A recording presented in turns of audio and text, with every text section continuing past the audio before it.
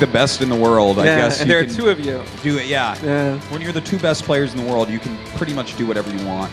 All right, we are going to get into map number 3 here. This is going to be the deciding game. And the map is Ruins of Ceres? Yes. How do you pronounce this? Ruins of Ceres. Okay. All right, in the bottom left here from KT Rollster, our Protoss players, it is Zest and Life. It's breaking my brain. Me too.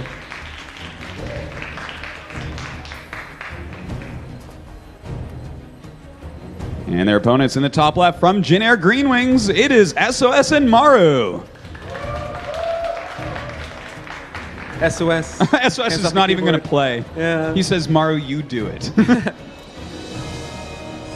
Which actually makes sense. I mean, he's a Terran player. Let him open the build order perfectly.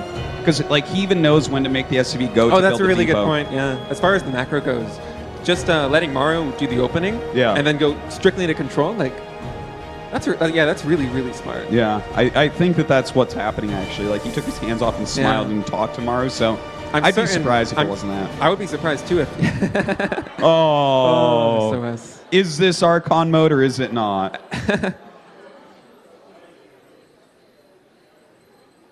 SOS really being a team player here. Sometimes the important thing to do for your team is to sit it out on the bench. In Ruin of Ceres, it's one of the biggest maps. Is it? I think it actually is the biggest map in the map pool. It's the biggest map in the map pool right now. But these spawns are pretty close by air, so we could have some really interesting play come out in terms of like whether the Protoss player, Zest and Life, want to go for a Stargate opening or really heavy like a depth drops or disruptor drops like before, or if Maru and SOS want to try and abuse the close air positions with some really heavy factory play, but instead it looks like they're going to play to Maru's strengths. They're going to play to the bio. They're going to go 3 barracks after CC first.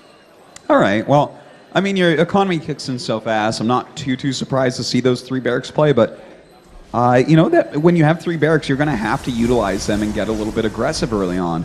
But will they be able to actually get damage done? Because the new Mothership core, with the multiple overcharges, really can hold off rushes quite well. Yeah, but pylon placement also becomes really important, and we have to remember, I think this is Life macroing, isn't it? Yes. So for him, as a Zerg player, as this gets into the mid game, and I'm certain as soon as the opening builds are done, if Life is not already doing it, he will be the one putting down pylons and building gateways and that kind of thing. And I really doubt that he would have the kind of experience to really know, because pylon placement in Legacy of the Void at the very top level is so important in terms of holding harassment, defending your bases. So we'll have to see if that really does come into play to the extent of the Protoss player being able to like defend perfectly with overcharge, or if their pylon placement might be not ideal to defending doom drops or something to that effect. Well, I'm interested in this because I see such a quick robotics. Yeah. I think their game plan is going to be to keep Maru and SOS on their back foot. Yeah, this looks like for a depth drop. If you open the way that Zest and Life did, and oh god, it's so confusing because they're playing. Saying Life, it's like, isn't this wrong? Isn't he so clear? But the way that this Protoss opening works is if you just constantly build adepts off of one gateway and you build a really fast robotics facility, the timing works out where you're going to have 4 adepts and a warp prism almost perfectly in sync with each other to go in for a drop. And so I'd be really surprised if they chose something else right here. Okay, they chose something else right here. I'm really surprised. Well, okay, they actually just canceled the observer. Oh, did they? Okay. Yeah, that makes more sense. Yeah, it does. But they did have an SCV get in and see that very quick robotic space. So this should be on Maru's and SOS's radar. Yeah, as a Terran player, one of the best ways to defend warp prism drops is to have a really quick cyclone and have that patrolling the edge of your base, because if the Protoss player, if they're going to try and drop a location with a cyclone, they have to trade the prism to get the units out of the prism. Otherwise, it's going to die no matter what. But they opened with 3 barracks, and so their options in terms of defending the warp prism are a little bit more limited. They're going to have to use bio and really smart positional play to deny the warp prism so they don't want to take much damage.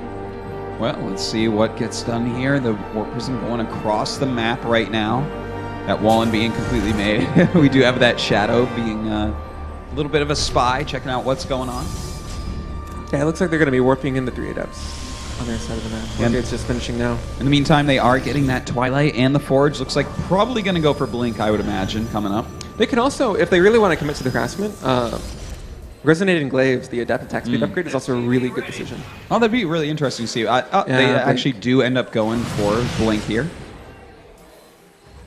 We do have a this is some really split of smart these play. adapts. Oh, I can't believe they canceled the ones at the natural expansion. It Yeah. was completely exposed. That Maybe- might have been a mistake. Maybe a little bit of poor micro there by Zest, really. Or maybe, you know what, they were actually just at the refinery. They might have not seen that there's not that much bio. okay. They might have decided it wasn't worth the risk. Yeah, that makes sense. Well, he does go ahead and cancel that shade, gets into that warp prism. Not a lot of damage done yet. This is some great defense by Maru and SOS. Yeah, this is really good for Maru and SOS, not taking too much damage, and it's also really difficult to pull off. But they have some turrets finishing up now too, and that's going to really shut down the area that this warp prism go to. All right, well, looks like getting a few SCVs here now, but again, this is, you're really normally seeing a lot more damage from a 4-depth drop Yeah, at this typically. point. So that means that Maru and SOS definitely in a good position. In fact, they do have a bit of a supply lead right now. These turrets, yeah, but Ruins of Ceres has a lot of dead airspace for this warp prism to fly away. So unless Maru and SOS decide to make some Vikings or some Liberators early to deal with the warp prism, it's gonna be able to do this for quite a while. All right, well, going to go ahead, drop off again at this natural. Plenty of Marines there. Just constant harassment, just kind of keeping him busy. But you know what? At least this keeps Maru in the base, because you don't want Maru over actually harassing you. Yeah, it looks like he is going to produce one Viking. So in time, this warp prism will be shoot away, and at the same time, the Protoss player is taking a third base, getting his disruptors. Yeah, already 3 observers on that. Ooh, that's...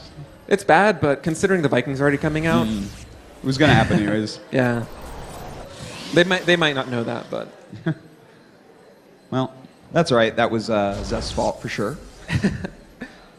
But in the meantime, we do have disruptors on their way. Yeah, and no warp prism speed, so these might just be disruptors in the main army to try and push the Terran player and just defend. I doubt we'll be seeing too much more drop play. Well, Once like Stem is out and the Marines are so quick, it's a lot more difficult to get damage done. Unless you can actually pull them out of position with attack, and it's a little bit too early for something like that to happen. well, right now we do have these stalkers coming out, seeing what they can get. Oh, almost quite picking off getting- that Viking. There you Does go. catch it in time, but we do have 3 medevacs coming down. Now, those are Maru medevacs. This is going to be really scary, especially with those stalkers out of But position. at the same time, he's going to cancel this third base. Oh, that's actually a huge cancel right there on that third base. Yeah, the Protoss third base has been mining for so much. If he can defend and not take damage, he's going to be in such a good position. All right, let's see what they can do against Maru right now. A scan does go down, checking out that third base location. Looks like The another set observer of is going to drops. see these medevacs. Oh, wow. This is, you know, that observer might save them this game. Yeah, there are 2 warp prisms, 2 warp prisms, 2 Widowmines in that medevac drop, so they can get a lot of SCVs. But it looks like Zest and Life are prepared for it. Definitely after seeing the scan, they would be aware. All right, they do chase that off for the time being. Yeah, but we do have forward. another set of units near that third base. Nothing happening with it quite yet. Yeah, another scan coming down. Oh, they're going to be able to pick off the disruptor. Yeah, That's a very nice pickoff right there. and somehow, even though Zest and Life have been mining from this third base for so long, they're behind 23 in supply. Maru and SOS's macro is actually so impressive. Well, I mean, you know, we were all kind of trash talking on SOS being the weakest macro player out of everyone here, but definitely you are right. They have their bank keeping very, very low. In the meantime, Protoss kind of high up there right now. Not too much trading going on. We do have 1 Colossus. And Colossus are much weaker in Legacy of the Void, but as part of a core army unit composition, the Colossus is so nice to have because it's guaranteed damage. Disruptor shots can miss, Colossus shots will not miss. And we've actually seen professional Korean players adding in more and more Colossus back into Protoss vs. Terran a little bit lately. So we'll see if this is a trend that's going to continue here. Yeah, and I believe that is +3 Yeah, it's ground plus armor. 3 armor. Yeah, that's +3 armor coming down. And that's a huge deal with the new Marauder, actually, with the Yeah. double shot. That each armor is going to reduce 2 damage. So the Oh, Marauders this become observer. weaker and weaker. This MVP observer. Well, right now we do have Maru kind of positioning here, spreading out his units. Oh, he's got to be careful about that. Oh, that's a big hit. Ooh, At the couple same of time, Widowmines, a too. drop coming into the main base, or is that going to the third? Here it is. But look at the Zest and Life. They're already prepared. They have stalkers in position. Well, some great defense right now by Yeah, Zest really and good. Life. Good blinking on that high ground. The rest of the army coming around. Oh, this control. So good. Well, let's see if he can go ahead and defend this. I don't think that Maru is going to be able to get very much damage done here. Yeah, it certainly doesn't look like it. Oh, a big drop coming to natural expansion, though. Zest and Life, their army is out of position. Yeah, it certainly is. And with that big of an army, they have to send quite a bit back. They actually get the support bay. Very nice move right there. The Oh, disruptor shot killing a sentry. A little bit painful there. Of course, Disruptor can kill your own units. All of us have experienced that at least a little bit so far. Me more than others, maybe. Well, second Robo is on the way. Those very Robo-heavy compositions getting more and more popular. Whoa, I think this is a mistake. Oh. His Robo Bay went down, but he's rebuilding a robotics facility. Oh, I think he wants wow. more Disruptors, more Colossus, but instead he's building a robotics facility. Yeah, unless he wants a lot of Immortals. You are definitely right about that. So definitely something they're going to have to look into. But in the meantime, Maru trying to get a little bit of damage done. Does get chased away here by Zest. And there's the robotics bay going down now. It looks like another Widow might get cleared up in the main base. And man, Zest and Life, their defense has been impeccable on these 3 bases. Yeah, they're really holding on very well. But in the meantime, SOS and Maru, they're going to be maxed out very quickly here. And they're doing just fine on their own as far as economy goes, taking their 4th base right That's now. a huge drop going to come in the main base. But it looks like their Blinkstalker is already in position. I don't think you can drop this. I don't think so. He does have to turn around for the time being. And it's really interesting that we haven't seen any Liberators coming into play. Oh, there they are now. It's Liberators in production. You see those SOS medevacs? Those are empty. And he's flying around, trying to keep those stalkers up there. In the meantime, those units being offloaded, hitting into this 3rd base, taking out the gas, having a backup. Oh, Thermal Lance hasn't been researched until now. Oh, wow. I wonder if it was That's actually a big upgrading. Yeah, I wonder if it was upgrading at the robotics bay when it got sniped. Oh, might have been, actually. That might be a key part of why they're not trying to take a 4th base. They don't want to overextend right now. Yeah, well, So much of their damage comes from the 3 Colossus. you know, I think that this is actually a big issue, though. When can they take this 4th base? They're going to have to take it soon because right now, SOS and Maru, they have their 4th base up. Yeah, and I think Maru and SOS, they have 2 engineering bays, don't they? I think they're going to be catching up on upgrades really soon. Zest and Life, they have +3 armor, but they only have 1 forge still. They're only getting +1 ground weapons. A little bit slow on that, but, you know, they are trying to get a lot of gas units here on 3 base, so a little bit hard to balance all that gas consumption. Yeah, but also one thing to consider is the Protoss army, they actually have 47 workers. So even though they're 14 army supply down, or 14 supply down, they're actually ahead on army supply right now. Their army is really, really powerful. Yeah, it certainly is, and it looks like right now we do have a big drop coming down in this main base. Zest and Life going to come up and have to destroy this as best they can. We do have some Widow Mines mixed in here. Nice blink forward there, but the second one does connect fully. And another drop coming to the natural, and Zest and Life, they're completely out of position for this. Yeah, they do have some photon cannons here, going to hold it off for a little bit at least. Yeah, not losing too many probes, only 6 there, which is not too bad considering what could have been. Yeah, but they don't really have a lot of mining left. Are they going to have to go do a counterattack? Oh, missing a disruptor shot. Oh, picking off both disruptors there. A big deal for Maru and SOS. Maru's micro really starting to come in. It's multitasking as well. He is all over the place. Yeah, and Maru is all over the map. Even though Zest and Life are just contained on 3 bases, Maru is still finding openings to do damage. Which is absolutely insane. There Oh, are and the 2 pro Forge. gamers working against this. Yeah, and the Forge going down with before +1 ground weapons completes. It looks like Zest and Life had enough, but there are so many Liberators out Oh on the my map. god, that many Liberators. Are they morphing a planetary fortress? It really looks like it. That is hard to break right there. Yeah. I'm not sure how you're supposed to go about doing that, but I think they're going to have to try and hit the 4th base, but they still don't have a 3rd. yeah, I think they just have to go around. They aren't really getting anything done here. They're just poking a little bit with that Colossus range. Yeah, and at the same time, Maru still doing damage with his bio on the other side of the map. There's not too much to defend. All right, well, some stalkers do blink up into that main base, going ahead, hitting this geyser a little bit. Maru going to send some units around. This is a really tense position. Oh, blinking.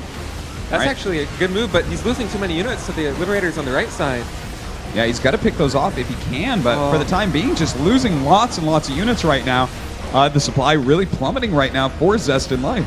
Yeah, and Maru and SOS, they're going up to 5 bases. Zest and Life are still on 3, and that 3rd base is going to be mining out really soon. So even though the army supplies are almost even, Maru and SOS, they're mining so much more, and this is such a hard position to break. I think they need to try and hit the 4th, but oh, that blink.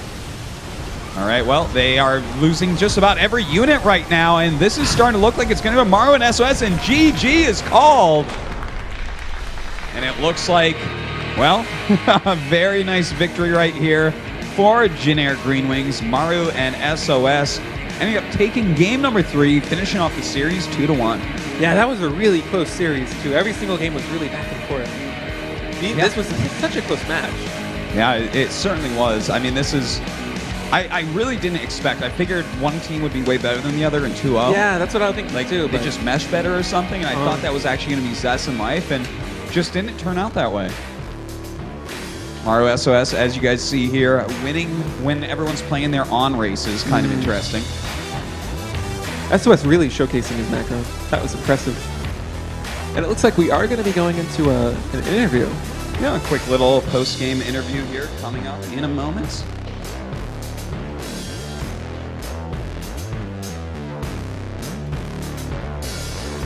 And at the, oh man.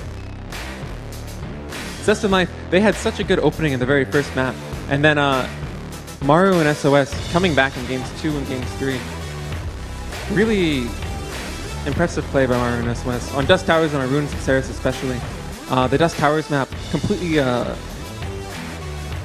controlling the situation really well when... Oh, this is really embarrassing. I am not a professional commentator. We're going to be going to the interview on stage in just 1 second. But Maru and SOS closing it out.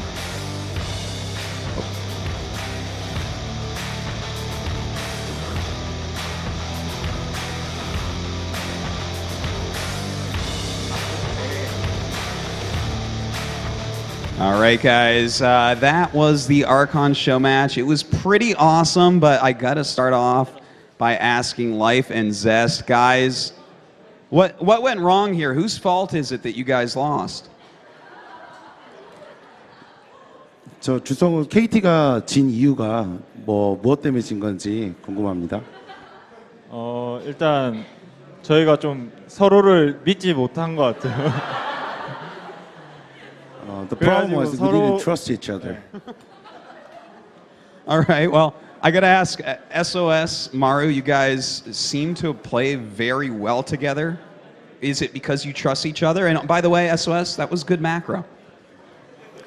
그러면은 지니어 팀은 서로에 대한 믿음이 있었기 때문에 이긴 것 같은지, 그리고 김유진 선수는 오늘 생산력이 굉장히 좋았다고 합니다. 저희도 전혀 믿지 못했는데 그냥 저희가 좀 더 잘한 것 같아요. We also didn't trust each other, but still we played better than them. A perfect response, no doubt. So, SOS, Maru, after playing this Archon match, and of course, I'm sure you guys practiced for it a little bit as well, how do you feel about Archon mode in Legacy of the Void in StarCraft 2, and do you think it has any sort of competitive future? 오늘 집중감 모드를 해보셨는데 이게 집중감 모드로 앞으로 대회라든지 이게 경기로 전환이 될 수 있을 만큼 그런 효력이 있는지 김유진 선수 생각은 어떤지? 우선 집정관 모드의 재밌는 점은 우선 두 명이서 같이 하다 보니까 혼자서 할 수 없는 컨트롤과 생산을 해서 경기의 질이 좀 더 올라갈 것 같고요. 근데 좀 준비하는 데는 좀 무리가 가지 않을까 그렇게 생각은 돼요. I think the good thing about Arca mode is that if you play alone, there's a lack of a little bit of. It's going to be a little difficult to micro sometimes, since you have to control lots of units. But if you play Arca mode, you have two people who can actually micro, so it will be better. But bad thing about it is it will be really hard to prepare the match if you are playing Arca mode, since you have to play with the two people. All right. Well, I got one more question over here for our KT players. Guys, SOS has been crushing you guys lately. When are you going to get your revenge against him? 최근에 김유진 선수가 많이 이겼는데 블리츠컨을 포함해서 언제쯤 복수하실 계획이세요? 일단 만나면 다음 시즌 때 복수해야죠. 다음에 만나면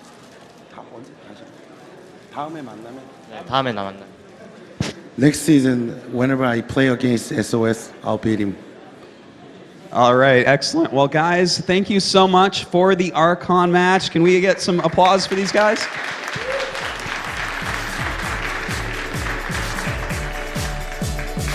Well, I hope everyone has enjoyed. I believe this is the second day of IESF, the 7th World Championship in Seoul, South Korea. And make sure you tune in tomorrow as we continue the great action with the round of 4 in all of our tournaments. So thanks for watching.